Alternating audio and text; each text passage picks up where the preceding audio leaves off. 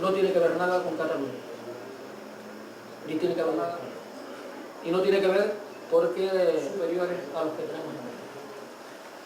Y cuando se tiene un interés difícil, el 50%, prácticamente.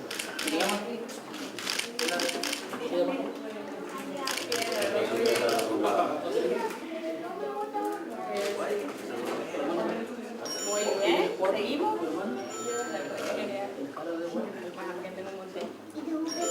Bájala, vuélvela a coger. ¿Y qué ocurre? ¿Quién paga el ordenador? Vale, que no lo soluciona la quinta vez, ¿qué hago? ¿Y ahí voy a buscar una? No, solamente la primera, Jordan. Nuestro objetivo es ser parte de la solución, nunca parte de los problemas, ni nunca el problema. En el ámbito educativo, desde luego, estamos afrontando una etapa muy difícil. Son muchos los recursos que dejan de llegar al sistema de la educación pública de Canarias, pero también hemos hecho un enorme trabajo para poder suplir lo que no ha llegado habiendo llegado en otros momentos. Y hemos hecho un enorme trabajo que consiste básicamente en, primero, tener muy claro que estamos ante uno de los ámbitos en los que las administraciones públicas deben centrar sus prioridades. Dedicar lo mejor que tienen de sí, hacer todo el esfuerzo para que la reducción drástica que se está produciendo llegue sin los nocivos efectos que tiene a nuestra comunidad autónoma, y por ello comprobarán ustedes que hemos establecido un auténtico dique de resistencia ante esos nocivos efectos que muchos tratan de incorporar a los sistemas que dan respuesta a los derechos públicos, entre ellos al sistema educativo. Por eso este curso va a empezar en líneas generales con normalidad. Va a empezar con normalidad en un número de alumnos que prácticamente a día de hoy se sitúa en cifras similares a las del curso anterior. Es previsible que cuando termine todo el proceso de matriculación en todos los niveles superemos en algo, no puedo darles la cifra concreta, superemos un poquito las cifras anteriores, pero prácticamente tendremos un volumen muy importante.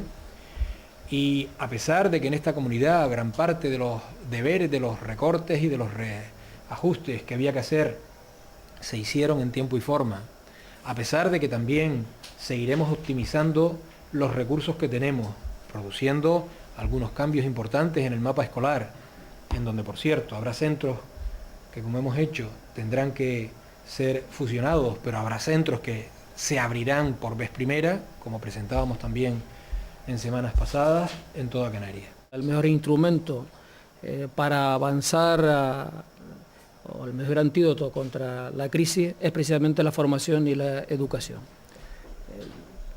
España en general y Canarias en particular, fruto de unos niveles de desarrollo exagerados que han tenido lugar, especialmente desde la mitad de los años 90 al comienzo de la gran crisis, al año 2007, y en el que parecía que todo tenía que girar en torno a sectores o a un sector de recursos, de dinero, de salario fácil, sin aplicar algunos valores que habían sido santo y seña de nuestro pasado.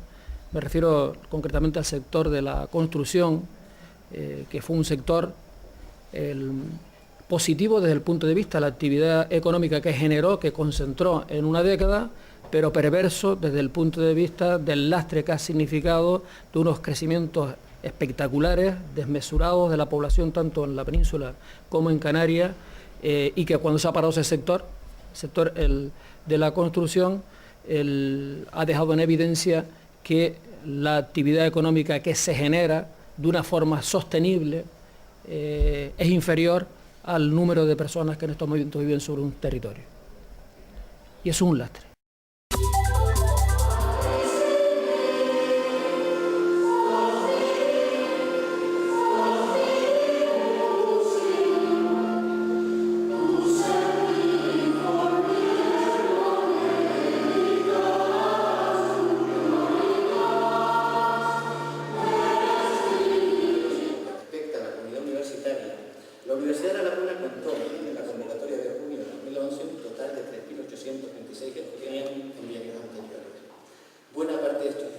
están siendo evaluados constantemente con urgencia. En lo referente a la docencia virtual, hay que señalar en primer lugar para la promoción de nuevos valores artísticos. Al mismo tiempo se ha continuado con... En el caso de las tasas, es un ataque frontal al concepto de universidad pública, al socaire de la estafa llamada crisis, pero ideada desde los años 80, cuando se reunía la Mesa Redonda Europea de Grandes Empresas Industriales y soñaban con poner a la universidad pública al servicio de un modelo económico basado en la mercancía y orientado a generarles beneficios a ellos en particular, no a la sociedad en su conjunto. Eran empresarios soñando con ser rectores, con suplantar a los rectores. Allí nacieron las primeras líneas del libro blanco de la Comisión Europea sobre enseñar y aprender. Se recogían en él los mensajes, a veces meras consignas de aquel think tank de mercaderes que vio claro que la universidad podría ser una plaza de mercado de la que sacar dividendos y originar, de paso, una juventud peor preparada porque, cito, los empresarios españoles no están contentos con sus jóvenes trabajadores ya que consideran que saben demasiado. Vivimos tiempos de mentira institucionalizada, de atropellos sociales, de represión en las calles, tiempo de cinismo establecido en la política profesionalizada y alejada de la población civil. Un tiempo, este de ahora, donde el policía de casco duro y puesto de trabajo estable gana más que el doctor universitario que tras años de cultivar méritos logra plaza inestable en la universidad. Más policía, menos maestros, menos sanitarios. ¿Qué futuro es este? Ser crítico o trabajar con el intelecto no cotiza tanto como ser guardián de que maneja la bolsa. Lo que acabamos de señalar solo es otro episodio, un capítulo más, del matrimonio tan íntimo de la información y el poder. Queda manifestada la conexión información-poder, pero también la invalidez de la persona ignorante, la que no es capaz de decodificar el sentido de los mensajes. Por eso, el alto interés en socavar la formación de los jóvenes ciudadanos. Por eso, la triste maniobra de acoso de la educación superior para disponer de generaciones ignorantes, fáciles de manejar, poco dadas al esfuerzo de informarse.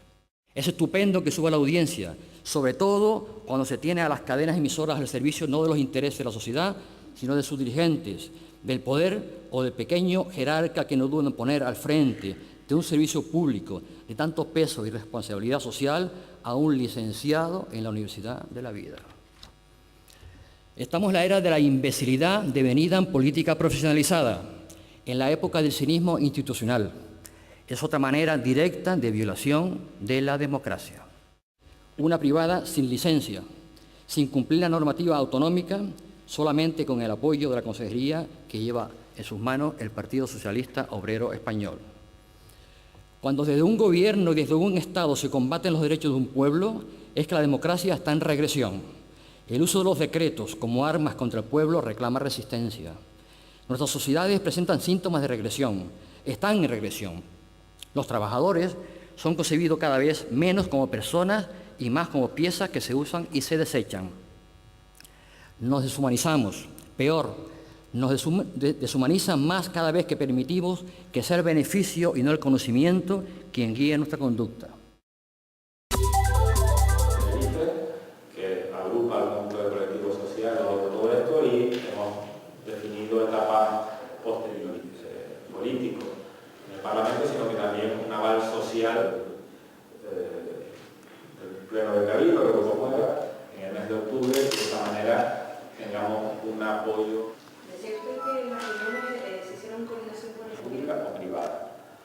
Hay que hacer los proyectos, hay que buscar socios, el saber la cantidad global sepa uno cuánto le va a tocar al Puerto de Las Palmas. Algo que se ha intentado con Las Palmas, convendría apoyar. ¿Qué es lo que hemos ido a presentar a Bruselas? Pues una enmienda o un grupo de enmiendas al texto de la Comisión Europea que solicita que en Canarias existan 2 nodos urbanos, en Santa Cruz de Tenerife y en Las Palmas, para su inclusión dentro de la red principal. Se ha discutido mucho en estas semanas, estos días, sobre los valores del puerto, el puerto sí, puerto no, volúmenes, que si quitamos al puerto de Tenerife, que si quitamos al puerto de Las Palmas. Obviamente, una de las vías para estar en la red principal, lo está el puerto de Las Palmas, es por volumen de tráfico, que cubre una serie de objetivos que son, una serie de criterios que son objetivos, pero hay otras vías para la inclusión de infraestructuras en la red principal. Otros criterios, otros objetivos, otros mecanismos, la metodología es muy complicada, muy compleja, y eso es lo que hemos estado nosotros estudiando y proponiendo. Las capitales de Canarias, Santa Cruz de Tenerife y Las Palmas de Gran Canaria, entren como nodos urbanos. Si entran como nodos urbanos, todas las infraestructuras, puertos y aeropuertos de esas islas, entran en la red principal. Es decir, no es que el aeropuerto o el puerto tenga un volumen de tráfico, unos criterios, sino el criterio lo tiene que cumplir la ciudad, Santa Cruz y Las Palmas. Esa es una de las alternativas. Hay otra más, que ya también plantearemos en su momento.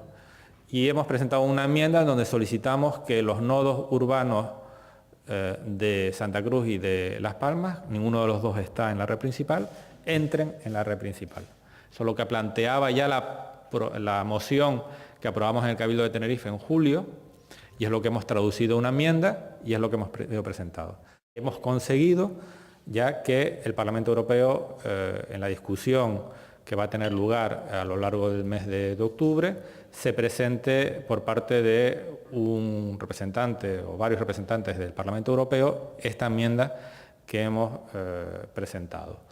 Una enmienda que, por otro lado, hemos trabajado con la Comisión Europea, hemos trabajado con los ponentes, de forma que al menos técnicamente esté bien sustentada, esté bien argumentada. Y así nos lo ha hecho saber tanto la Comisión Europea como los propios ponentes.